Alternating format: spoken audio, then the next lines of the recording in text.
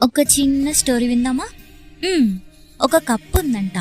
ఆ కప్పకి రాముడంటే చాలా భక్తి అంట. ఎప్పుడు చూడు రామ రామ రామ అంటూ జపిస్తూనే ఉండేదంట. ఆ కప్పకి రాముడు తప్ప వేరే ప్రపంచమే లేదంట. అలాంటిది ఒకరోజు రాముడు నది దగ్గరికి స్నానానికి వెళ్తూ తన బాణాన్ని అక్కడే ఉన్న కప్ప మీద చూసుకోకుండా పెట్టేసి వెళ్ళిపోయాడు. రాముడు స్నానం చేసి తిరిగి వచ్చేసరికి ఆ బాణం గుచ్చుకుని ఆ కప్ప చాలా విలువలాడిపోతుంది. అప్పుడు వెంటనే రాముడు ఆ బాణాన్ని తీసి, అయ్యో కప్ప, నీకింత కష్టం వచ్చినప్పుడు నువ్వు నన్ను పిలవచ్చు కదా అని అడిగాడంట. అప్పుడు ఆ కప్ప ఏం చెప్పిందో తెలుసా?